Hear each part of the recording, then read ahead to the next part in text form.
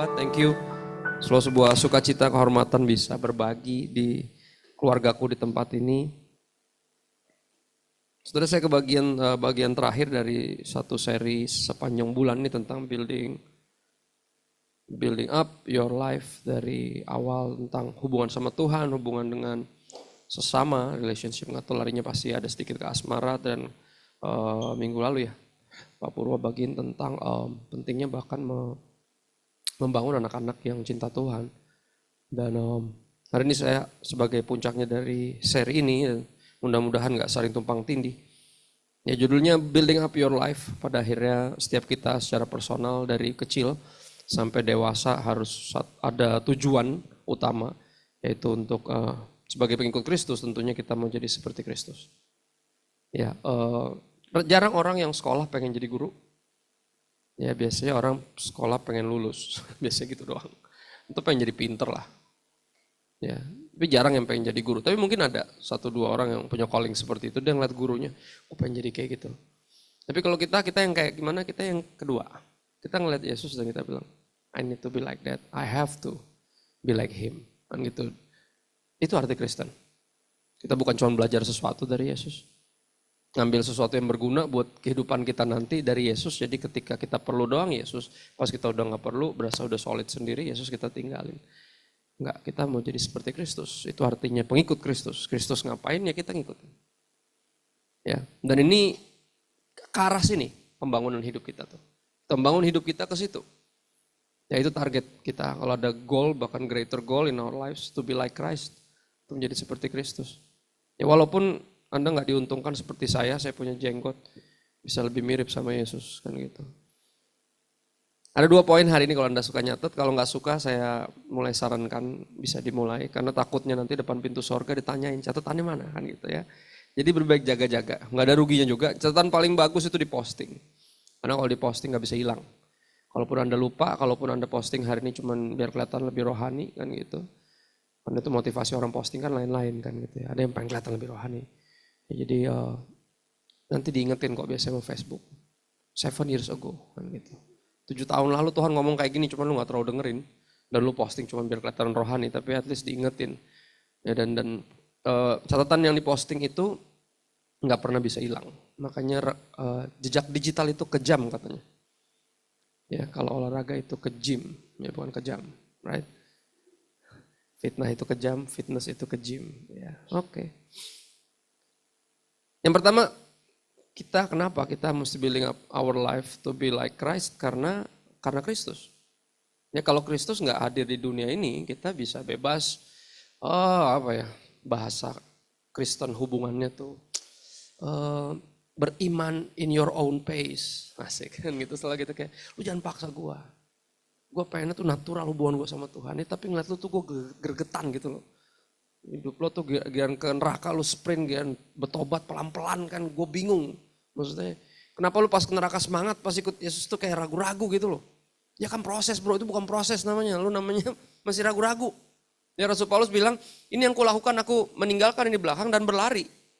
Dia gak jalan pelan-pelan, dia berlari. Kenapa? Dia menyadari, gue udah terlalu, I was too far gone. Gue udah terlalu jauh ke arah neraka, dan sekarang gue baru tahu ternyata musuhnya ke sono. Ya pasti gue lari dong. Mana ada pelan-pelan atas nama, kan proses. Proses apaan? Tapi itu alibinya kita selalu kan kayak gitu.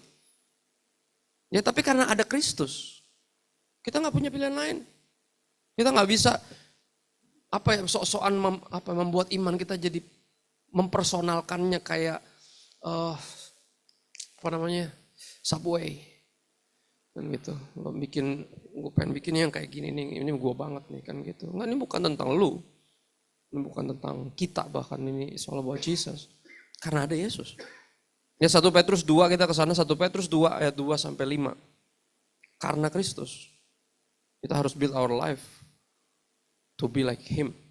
Karena dia, kalau nggak ada dia terserah, kita bisa sekali lagi terinspirasi sama nabi ini atau sama rasul itu. Tapi karena ada Yesus, kita gak bisa kemana-mana.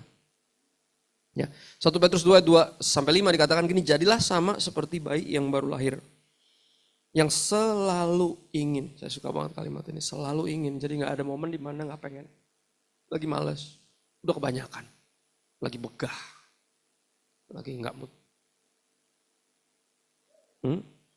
Jadilah sama seperti bayi yang baru lahir yang selalu ingin akan air susu yang murni dan yang rohani. Anak saya tanggal 8 ini berarti minggu depan baru setahun. Ya dia masih ASI. Jadi kita ngalamin tuh apa? Eranya di mana dia itu waktu awal baru lahir tuh sekitar 2-3 bulan itu tiap 2 jam tuh bangun. Pasti pengen nyusu. Bawaannya laparan. Gitu. Anak bayi baru lahir biasanya laparan. Kalau botuna, bocah tua nakal biasanya baperan. Gitu. Ya, jadi Anda laparan atau baperan itu terlihat kerohanian Anda akan bisa diukur dari situ. Ya, kalau baperan baca Alkitab jadi makin susah. Karena dia selalu ngerasa kayak ini Ibraninya apa sih? Asik. Kenapa? Karena bahasa aslinya menyinggung dia. Dia pengen nyari bahasa aslinya. Asik. Karena bahasa Indonesianya menyinggung. Pas dilihat bahasa aslinya lebih parah lagi. Lebih menyinggung lagi. Gitu. Cuman dia pengen ngeles nyari, salah nih. Coba gue cari pendeta ini, jangan-jangan yang jenggot ini biasanya suka ngaco nih ngomongnya kan gitu. Dia nyari pembenaran. Baperan. Bukan laparan. Tapi anak yang bayi yang baru lahir tuh laparan. Dan kita bicara tentang apa di sini laparan? Nah, kenapa? Air susu yang murni dan yang rohani. Dan kita tahu bicara tentang firman. Ya, we need to build our life upon the word of God, of course. Bukan around, just around the word of God, but upon, tapi di atas firman Tuhan. Bukan cuma di, ngerti ya lu hidup tapi ada ayat-ayat gitu, tempel-tempel dikit. Enggak, ada quotes-quotes yang kadang lu repost, kadang lu lupa gue udah repost belum. Right? Bukan itu, tapi upon, di atas firman yang solid ini, yang tidak berubah. Di atas pribadi Tuhan yang tidak pernah berubah dan layak dipercaya karena dia gak pernah berubah. Ya. Selalu ingin akan air susu yang murni dan yang rohani supaya oleh firman ini kamu bertumbuh dan beroleh keselamatan. Jadi ternyata keselamatan walaupun kita percaya sebagai pertamanya sebagai sebuah decree, sebagai sebuah ketetapan bahwa kita ditetapkan, oke statusnya selamat, tapi untuk beroleh keselamatan ternyata sebuah apa? Pertumbuhan. Interesting. Jadi saya percaya nggak ada orang yang tiba-tiba sesat seperti nggak ada orang yang tiba-tiba selamat. Ini sesuatu yang bertumbuh. Makanya kesesatan kan begitu naturnya. Sedikit-sedikit lama-lama menjadi sakit kan gitu. Ya kan? Sama pertobatan juga mirip. Tapi kalau kita tahu waktu kita terbatas, kita nggak akan sedikit-sedikit bertobatnya. Serta-merta bertobatnya. Ya dong, berbaliknya kan nggak pelan-pelan dong.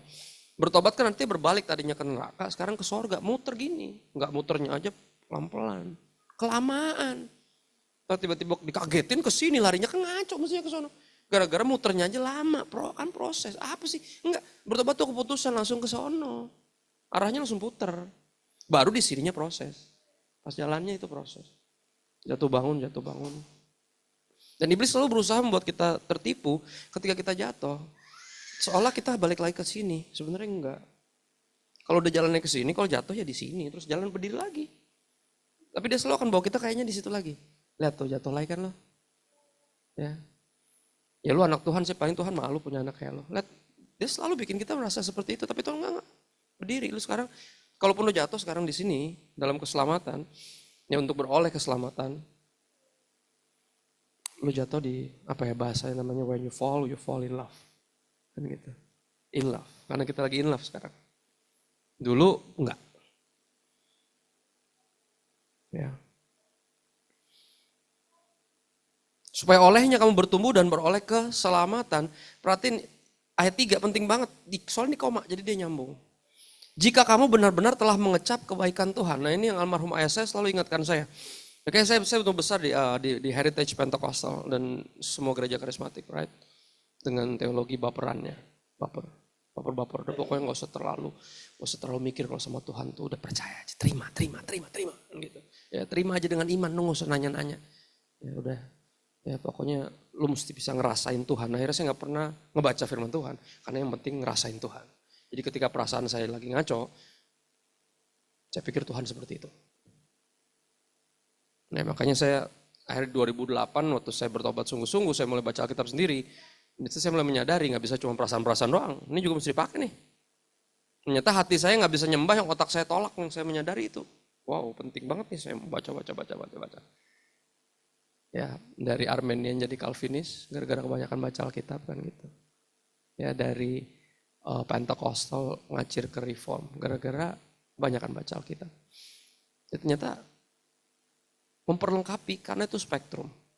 Kayak tangan kanan sama tangan kiri kalau dipakainya bareng lebih kuat dibanding pilih salah satu. Pikiran apa perasaan? Ya dua-duanya lah. Kalau diciptain pakai dua-duanya, kenapa nggak dua-duanya dipakai kan gitu? Ya, tapi saya selalu bilang kayak gini terserah. Ya ketika saya mau masuk sekolah yang, karena gini beliau itu dosen sekolah Alkitab, oke?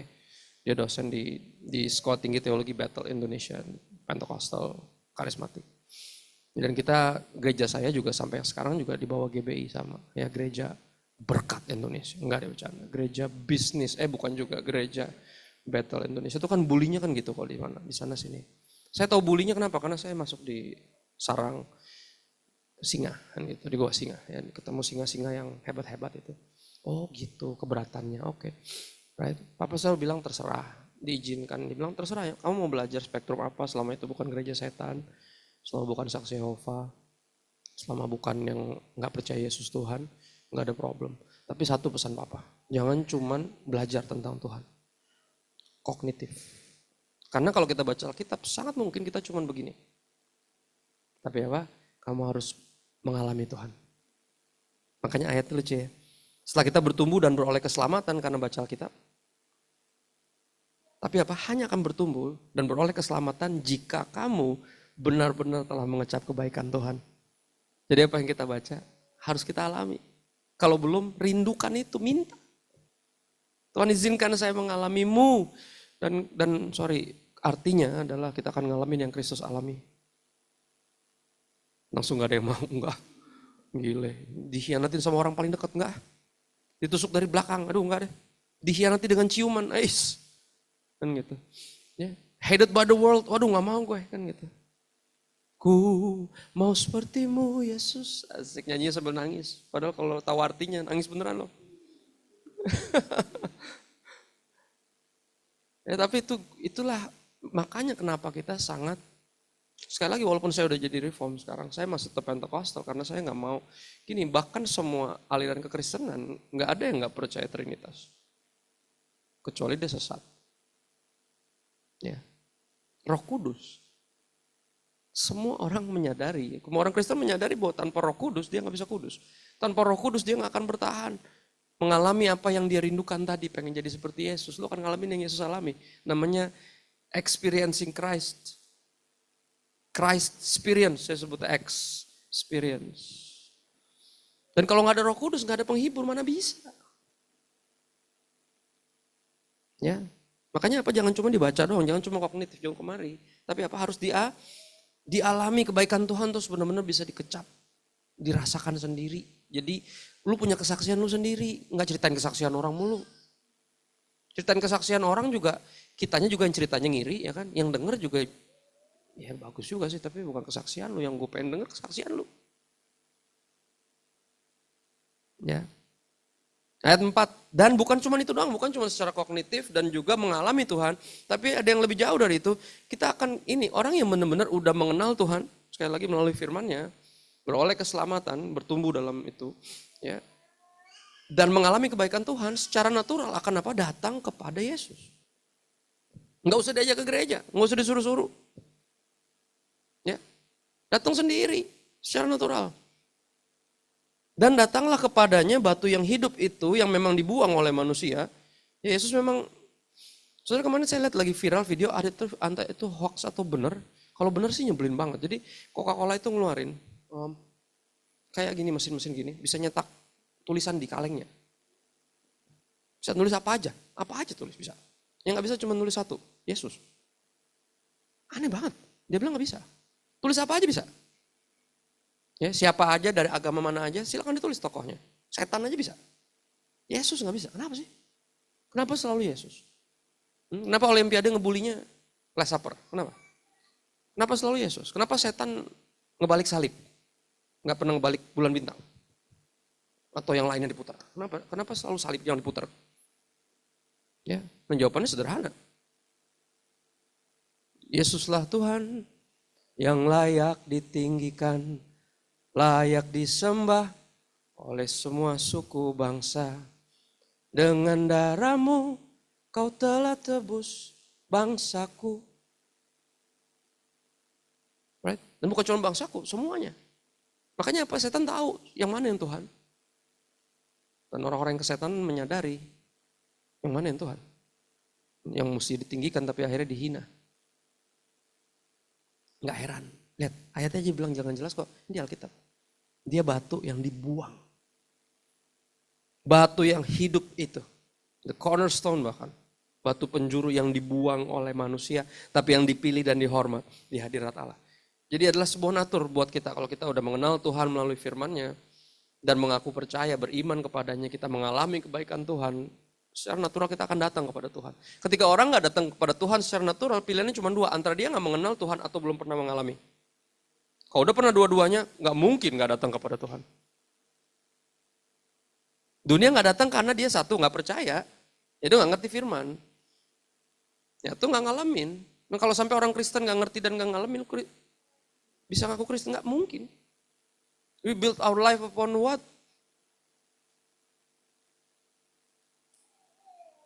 Nah ayat 5 ini menarik. Kita datang buat apa? Kan udah selamat, udah percaya. Kan udah ngalamin, buat apa lagi gue datang ke dia? Loh gini, 10 orang sakit kusta. Minta disembuhin dari jauh teriak-teriak. Karena kan kalau sakit kusta gak boleh deket-deket. Radius, makanya mereka mesti teriak najis orang gak boleh deket. Karena takut ketularan. Ya. Jadi mereka teriak-teriak, sembuhin kita dong. Akhirnya Yesus bilang, yaudah perlihatkan dirimu kepada imam.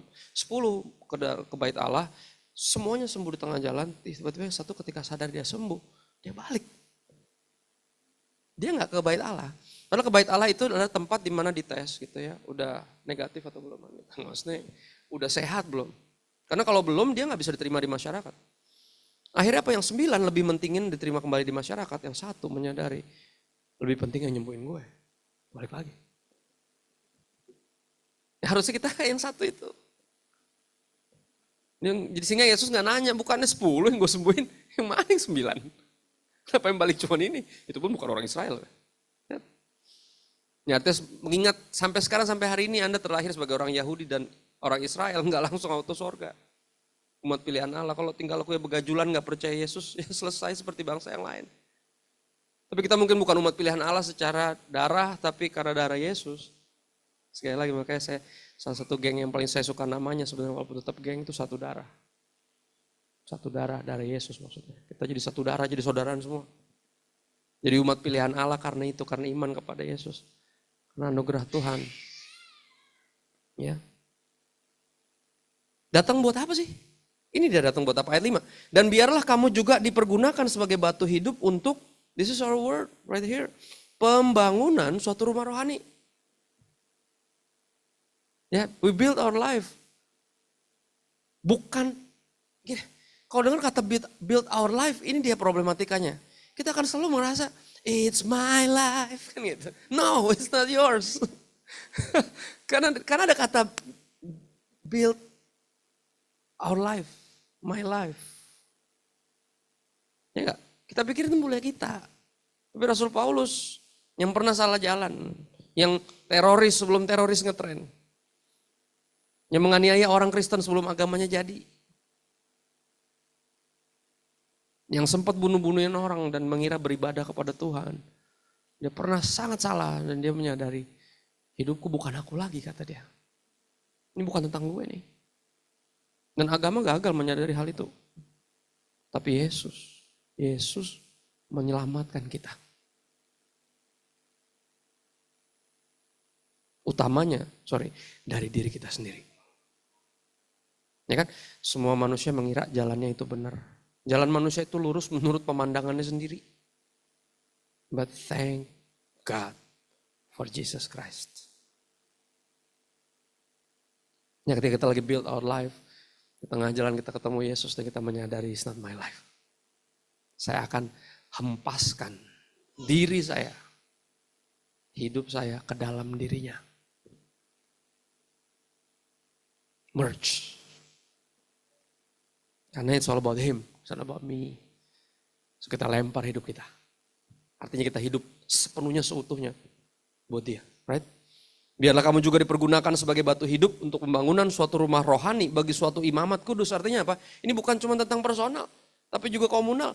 Gara-gara kita, ada orang-orang lain juga yang ikut. Dan kita mulai bergabung nih. Jadi satu keluarga rohani. Jadi satu tubuh Kristus. Rumah rohani itu. Ya, dibilang apa? Imamat kudus. Yang khusus, orang-orang yang hidupnya khusus untuk Tuhan. Kita mulai nginjilin orang lain. Ayo. Hidup kita bukan tentang kita ternyata. Ya, semakin lu pikir hidup lu tentang lu, gue pikir hidup gue tentang gue, kita akan kayak gini terus. Saling manipulasi, saling jahatin, saling curiga, saling, bahasa Ibraninya, sudzon.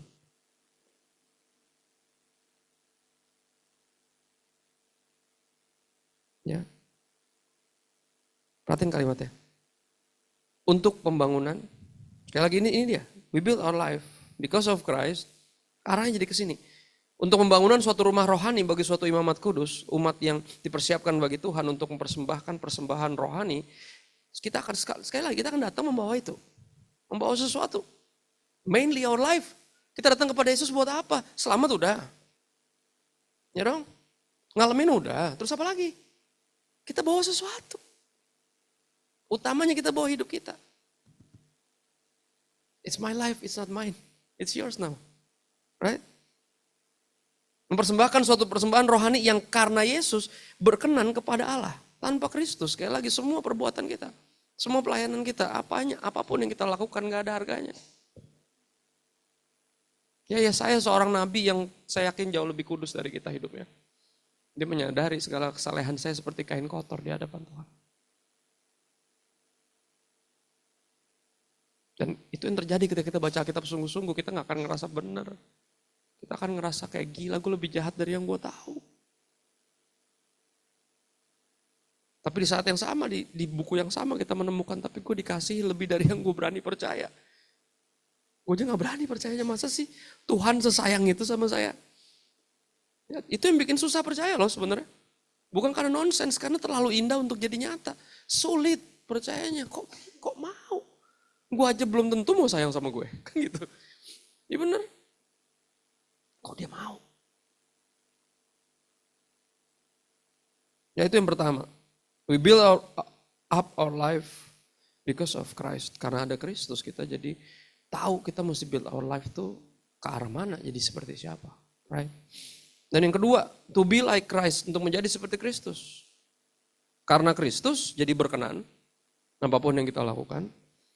Jadi sesuai seperti yang Tuhan mau, karena kita mengenal dia lewat air susu yang murni dan rohani itu, yang olehnya kita bertumbuh dan beroleh keselamatan dan memampukan kita melihat hidup kita ini bukan cuma sekedar hidup, tapi disyukuri, oh ini kebaikan Tuhan toh. Gue pikir kalau gue bangun tiap pagi tuh emang ya oke-okean aja. Ternyata ini anugerah Tuhan toh. Ternyata ini satu kesempatan lagi tuh dari Tuhan. Tahu dari mana? Alkitab kan. Kalau kita pikir hidupnya cuma hidup aja. Tapi akhirnya kita menyadari semuanya sampai kerjaan kita kayak, wow ternyata ini kepercayaan dari Tuhan. Gue pikir cuma ya sekedar masih kerja aja. Gitu. Beda kan jadi menyikapinya karena baca. Dan mengalami sendiri kebaikan Tuhan. Dan akhirnya menyadari, saya mengalami kebaikan Tuhan, saya udah pasti masuk surga. Tujuannya biar saya datang kepada Tuhan untuk serahin seluruh hidup saya. Ya. Yang kedua, kita ke Efesus 4 ayat 11 sampai 16 dan kita habisin waktu kita di sini. We build our life, build up lebih tepatnya. Build up meaning kesana. Kesana artinya memuliakan dia, bukan tinggi, menjulang, mau menyaingin dia kayak Menara Babel, bukan. Ya, Efesus 4 ayat 11 sampai 16, dan ialah yang memberikan baik rasul-rasul maupun nabi-nabi, ia adalah Tuhan.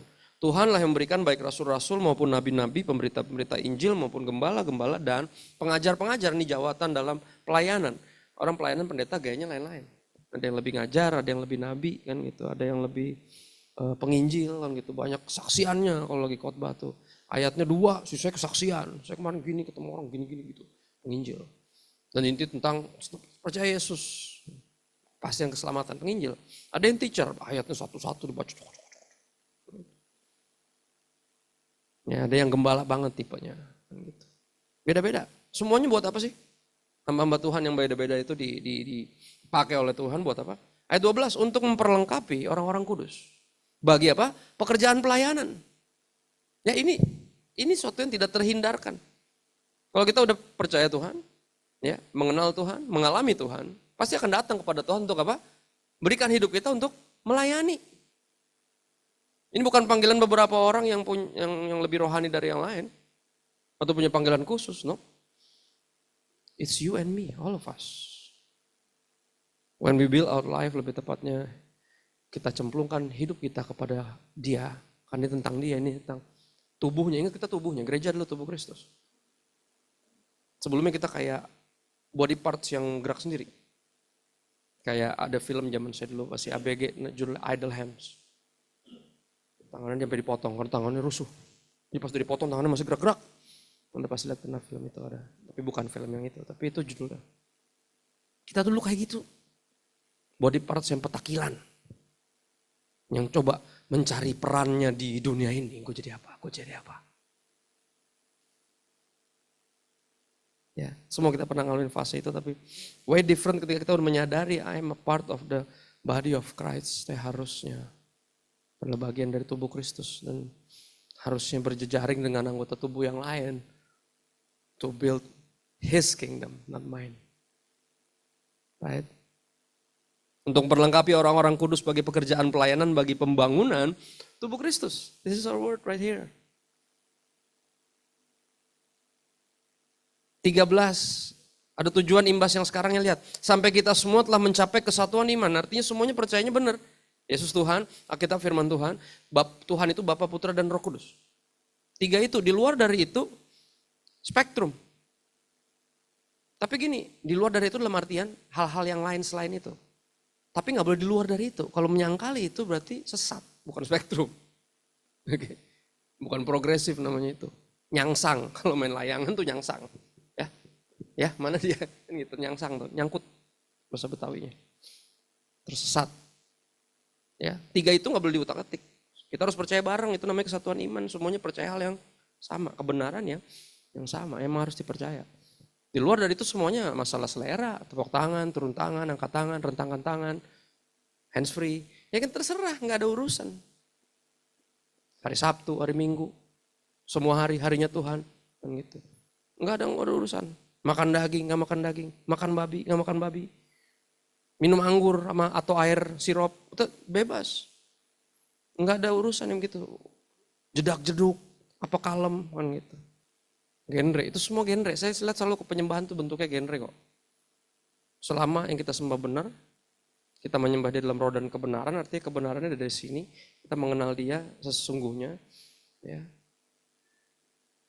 Dan kita mensyukuri pribadinya Bapa, Putra, dan Roh Kudus. Kesatuan iman. Jadi nggak ributin hal-hal yang non-essentials. Nggak debat-debat kusir, nggak perlu.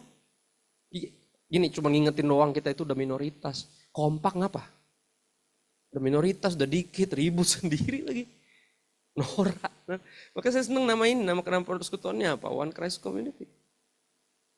It's good, mesti diingetin kita tuh satu dalam Kristus. Kita ini kan tubuh. Ya wajar kalau lu tangan sama kaki gak sama, ya iyalah. Tangan sama tangan kanan sama tangan kiri aja gak ada yang sama.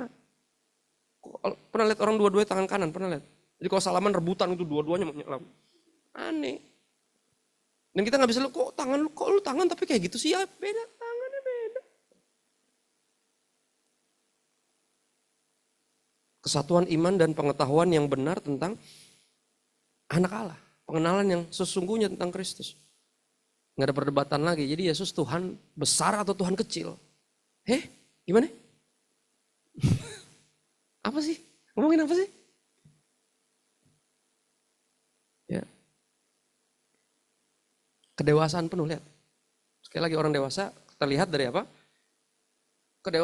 Kedewasaan seorang akan terlihat dari mana? Dia berhenti berdebat. Dia akan mulai menyadari bahwa it's okay. We are agree to disagree. Ya menurut lo bahasa roh sampai hari ini itu menurut gua. Menurut lo enggak, ya udah enggak apa-apa. Yesus Tuhan bukan buat lo, ya udah. Kan gitu, kenapa kita ribut? Tos dong, kan gitu ya dong. Kedewasaan. Orang dewasa kan gitu, enggak ngeributin yang enggak perlu. Coba zaman dulu pas awal married tahun pertama, emang udah dewasa? Jauh. Gara-gara mencet odolnya bisa mau cerai kita. Ributin hal yang enggak penting. Lama-lama makin udah berapa puluh tahun udah makin kayak, lah apa sih? Gitu. Mukanya udah mulai fals sedikit, kenapa sih kelilipan ya? Gitu. Bisa begitu, kalau dulu nanya kenapa, ribut. Menurut lo kenapa? Nggak peka sih lo jadi orang. Setahun aja belum merit peka gimana? Kepekaan itu kan dilatih. Belajar dari kesalahan kan. Oh gue kira lu suka ikan, ternyata lu nggak doyan. Gue nabung-nabung setengah mati, beliin lu sirip ikan hiu kan gitu. Nggak tahu lu nggak doyan ikan, mana gue tahu. Lu kan doyan seafood, ikan kan seafood. Gitu. Itu doyannya yang lain-lain selain ikan. Orang doyan seafood nggak doyan ikan tuh kan aneh. Tapi ada, jangan sedih. Ya. Tapi itu kan dulu berantemin hal lain nggak penting. Sekarang musuhnya udah enggak. Karena menyadari ini bukan tentang saya, makanya kita nggak ribut. Ini tentang pengetahuan yang benar tentang anak Allah. Siapa Yesus? Jangan sampai salah kita. Ya karena yang dipertaruhkan tuh kekekalan, and eternity is too long to be wrong. Kita nggak boleh salah tentang Yesus. Tapi tentang yang lain terserah. Selera musik, sorga nggak ada genrenya. Percayalah. Nggak ada tuh namanya musik setan. Setan nggak pernah nyiptain apa-apa. Jadi lu nggak usah menghakimi musik setan. Ya kan teman-teman yang suka musik klasik, lihat saya, pendeta aku suka metal, pendeta tuh musik dengan klasik, metal tuh musik setan, dia kata siapa klasik bukan, film horor rata-rata klasik musiknya, bener, nggak bohong sih, ada berapa yang bener-bener yang emang apa ya, bikin orang jadi pengen bunuh diri kalau denger dia nyanyi main tuh, biola, padahal biola loh, bukan gitar listrik, ya, kalau denger gitar listrik mana dia mau bunuh diri, paling mau bunuh orang kan gitu, jadi kesel paling. Tapi kalau denger biola aja pengen bunuh diri, bawahnya kayak aduh melo banget ya gitu. Dan yang bilang itu musik Tuhan. Sekali lagi bisa dipakai buat apa? Musik kan kayak pisau. Bisa pakai buat motong daging atau buat nusuk orang. Ya, jadi jangan kayak bocil. Ya. Dan tingkat pertumbuhan yang sesuai dengan kepenuhan Kristus. Ini target kita. We build our life to be like Christ. Targetnya adalah Yesus. Makin hari makin mirip sama Yesus. Tujuannya apa ayat 14? Sehingga kita bukan lagi anak-anak yang diombang-ambing oleh rupa-rupa angin pengajaran. Oleh permainan palsu manusia dalam kelicikan mereka yang menyesatkan. Jadi kita nggak jadi kayak bocil yang gampang diodong-odongin. Bahasa Betawinya. Ya, kayak anak kecil yang gampang dibego-begoin di perpuluhan, tidak perlu. Jadi bingung, oh, perlu nggak ya kan gitu. Ya elah, baca makanya. Kata si gondrong itu nggak perlu kak. Tapi kata si gondrong yang disalib perlu. Lu mau dengerin yang mana? Ya, gondrong yang cuma ngoceh-ngoceh apa yang disalib? Kalau gue dengerin yang disalib. Kenapa? Karena dia Tuhan. Ya dong, itu yang kita mesti fokusin di situ. Satuan iman apa yang Yesus bilang. Bukan apa yang Yesus asumsikan, karena yang dia bilang ada di sini semua kok. Yang satu harus dilakukan, yang lain jangan diabaikan. Jadi ketika Yesus bilang harus dilakukan, ketika ada yang lain ngomong nggak perlu, nggak usah didengerin yang lain. Kenapa? Udah dewasa, udah tahu. Makanya bertumbuhlah dalam apa? Ini. Ya, ayat 15 tapi dengan penuh dengan teguh, teguh artinya solid, nggak goyang-goyang, nggak ringkih. Gimana sih ringkih, apa namanya, fragile, rapuh, nggak gitu, ya solid. Dengan teguh berpegang pada apa?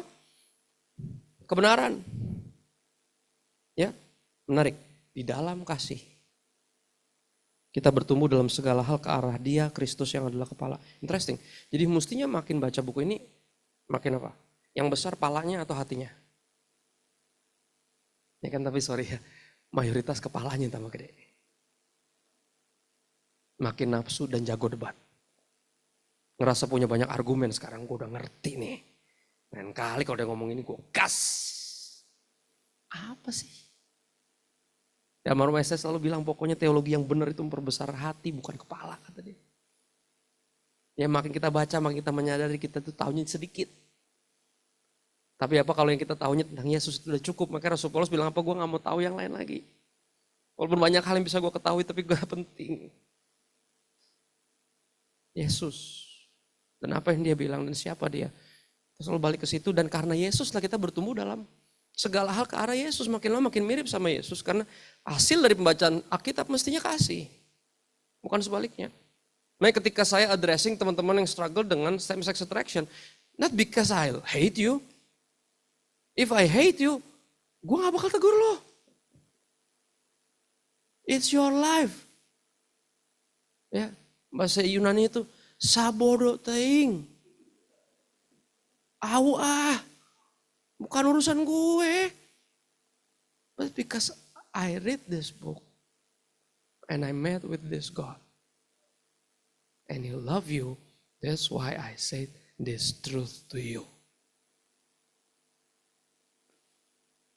Lebih baik lu tahan. Lu sangkal diri lo. Lebih baik lu gak mengalami kenikmatan yang kata dunia mesti dinikmatin. Kalau enggak hidup lu percuma. No. Mendingan lu sangkal. Karena ada kekekalan. Yang gak worth it untuk ditukar cuma buat beginian doang.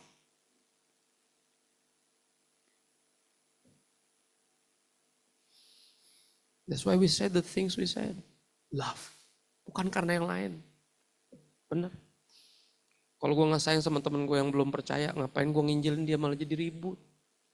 Hubungan udah baik-baik, habis gue nginjilin jadi canggung. Emang enak. Dimusuhin tanpa sebab. Karena dituduh kristenisasi, emang enak. Jujur kalau gue gak peduli mah gue diem. Jauh lebih aman dan nyaman hidup saya kalau saya diem. Tapi kasihnya membuat saya gak bisa diem. Karena kasihnya dia gak diam di sorga, dia turun ke bumi. Gimana kita bisa diam?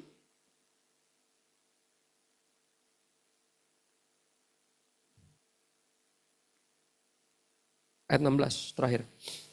Mesti main baju ke depan, mainkan lagu sedih, mana dia? Supaya saya terdengar lebih rohani, right? Daripada nyala seluruh tubuh, saudara mana ayatnya? Ini dia. Saudara kalau baca ada garis ini, bacanya belakangan. Nih. Biar enak bacanya kalau kita bingung. Daripada nyala seluruh tubuh, apa? Langsung ke situ. Ya. Mana dia pencetannya? Ini, ini.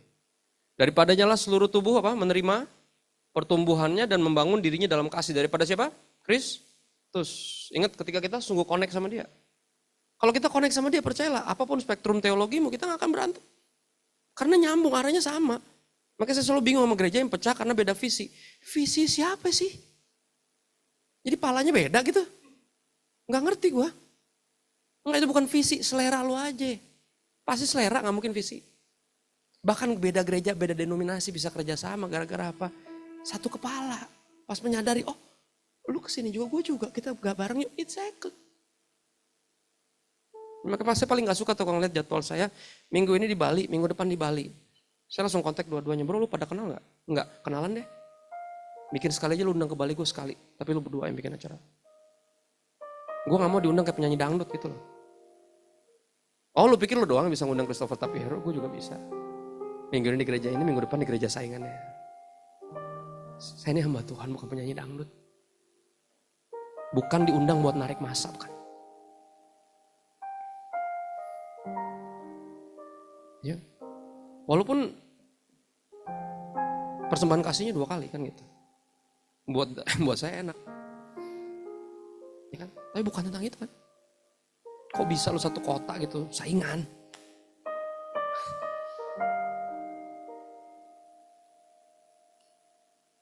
Ya. Daripada nyala seluruh tubuh, menerima pertumbuhannya dan membangun dirinya dalam. Ini ya. Tubuh yang kayak gimana coba lihat. Yang rapi tersusun dan diikat jadi satu oleh apaan? Nah interesting nih. Sesuai dengan kadar pekerjaan tiap-tiap anggota. Jadi yang bisa membuatnya unity sebenarnya apa? Ketika semuanya ambil bagian. Nah interesting. Ketika semuanya gak ada yang build his or her own life, tapi build the kingdom of God together. Ya. Satu hal yang saya syukuri, banyak hal yang saya syukuri dari menjelang mantan presiden kita, right? Satu kalimat yang saya paling suka, dia bilang kerjasama itu artinya sama-sama kerja. Semuanya kerja, nggak ada yang ngapa-ngapain sehingga punya waktu buat komen. Dan gitu orang ngegosip kan karena nggak ada kerjaan biasanya. Ini kan kalau semuanya lagi ngangkat galon, nggak ada yang komen. Kok lu ngangkatnya gitu? Nggak ada. Semua lagi ngangkat. Yang penting beres. Nggak ada yang mikir mau diseret, mau digelindingin, mau diangkat ngapain 1 tangan, 2 tangan. Nggak ada yang ribet, yang penting semuanya kan lagi ribut kerja semua.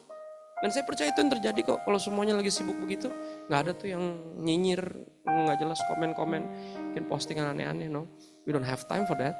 Karena masih terlalu banyak jiwa yang pengen tahu Yesus itu siapa, kenapa Yesus, kenapa bukan yang lain. Ya. Dan ini banyak yang gak sadar nih. Kenapa banyak yang gak sadar? Karena mayoritas juga, belum ambil bagian. Karena ngerasa apa? Itu bukan panggilan saya. Terus panggilan lo apa? Pertanyaan saya kesekian kali. Jadi budak dosa panggilan lo. Ini kan kita semua hamba Tuhan. Apapun profesinya. Dan punya peran dalam tubuh Kristus. Saya temukan peran itu. Di mana kita menemukannya? Gini, saya dulu berpikir mesti sekolah Alkitab dulu untuk nemuin panggilan hidup saya. Enggak, salah kata Papa. Lu gak temuin panggilan hidup lu di sekolah Alkitab. Lu diperlengkapi untuk panggilan hidup lu. Jadi ketika lu belum tahu panggilan hidup lu sekolah Alkitab, gak nyambung. Lu kan perlakuannya kayak sekolah bisnis. Pengen ambil sesuatu doang di situ. Enggak, temuin dulu panggilan hidup lo. Dan aku tanya terus, di mana saya temukan panggilan hidup saya, Pak? Untungnya ya jadi anak pendeta tuh gitu loh. Kita tuh terbiasa dengan gereja dan pelayanan. Right here, kata si Bapak. Bukan di tempat ini, tapi di kehidupan ini yang saya hidupi, kata si Bapak. Yang hamba Tuhan tuh bukan cuma papa mama, kalian juga mestinya. Makanya dia selalu bilang ini, kalian gak harus jadi pendeta, tapi harus jadi pelita. Jangan hidupi profesimu buat kamu, hidupi buat dia. Dan itu panggilan lo. Ya ayo, lu gak tahu yang menahan apa. Sekali lagi ini bukan hidup kita. Kita cemplungkan diri kita sebagai anggota dari tubuh Kristus. Makanya habisnya kita perjamuan. Perjamuan kan sebuah pengingat bahwa kita ini dipersatukan. Kita ambil bagian dalam tubuh dan darahnya.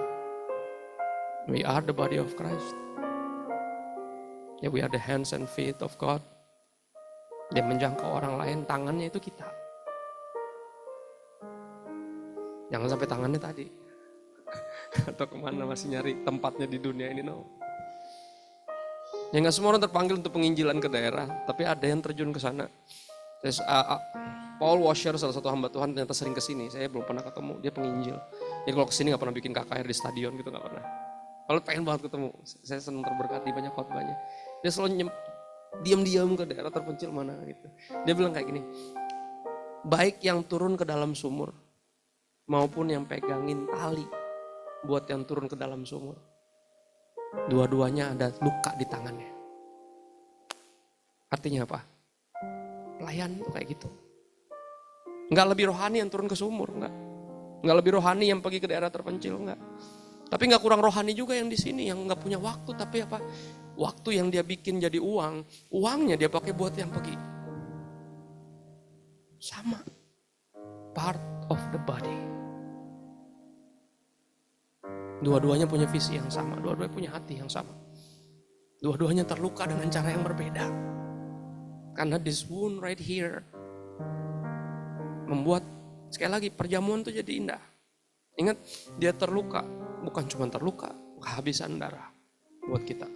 Dan biar kita memakai setiap tetes darah. Darah bicara kehidupan. Every single part of our life. For the body. Untuk kemuliaan sang kepala. Untuk kepentingan tubuhnya, right? Kita akan memperingati ini, saya undang hambanya. Yuk, kita mengambil bagian dalam perjamuan ini. Saya undang hamba-hamba yang akan melayani Tuhan. Sambil saya berdoa sedikit buat firman Tuhan ini, bersyukur Tuhan buat hadirat Tuhan. Kami tahu firman-Mu menyentuh kami dari dalam, karena itu yang kami perlu. Lebih dari kognitif, lebih dari pikiran yang dicerahkan, tapi roh yang digerakkan. Sehingga kami ambil bagian dalam pelayanan, apapun bentuknya. Jika selama ini kami merasa ini bukan panggilan kami, ampuni kami. Karena jelas kami dipanggil oleh Tuhan ketika Engkau menebus kami di kayu salib. We are called by you, we are chosen ones. Kami orang-orang yang dipilih sama Tuhan. Bukan hanya untuk diselamatkan, tapi untuk dipakai buat kerajaan sorga. Bukan hanya biar nanti mati masuk sorga, tapi sekarang hidup baik kerajaan sorga. Dan izinkan kami ambil bagian. Sebagai anggota tubuhmu ambil bagian. Besar kecil, bukan itu ukurannya. Jauhkan kami dari saling membandingkan mana yang lebih berjasa, lebih powerful, lebih diurapi, lebih no. Sadarkan kami bahwa segala jerih lelah kami dalam Tuhan gak pernah sia-sia. Dan Tuhan yang hargai. Walaupun gak populer. Sambil terus mengingat bagian-bagian tubuh yang paling vital justru gak pernah kelihatan. Menjauhkan dari kami pengen tampil, pengen gak mau kalah sama orang lain. Kami mengingat bahwa pembunuhan pertama kakak bunuh adiknya perihal pelayanan, perihal persembahan, dan kami gak mau. Kami saling bersaing seperti itu, kami tahu itu bukan hatinya Tuhan. Dan itu yang bikin kami saling menjahatin satu sama lain tanpa sadar. Roh Kudus sekali lagi bantu kami. Dalam semua yang kami baca di Alkitab, bantu kami untuk menghidupinya. Izinkan kami mengalaminya dan datang kepadamu membawa hidup kami. To be built. Jadi anggota tubuhmu. Bagi kemuliaanmu. Terima kasih Bapak, kami siap ambil bagian dalam tubuh dan darah Kristus. Sebagai pengingat bahwa kami adalah tubuhmu yang engkau bangun sendiri. Jadi keluarga rohani. Terima kasih Bapak dalam nama Yesus. Amin.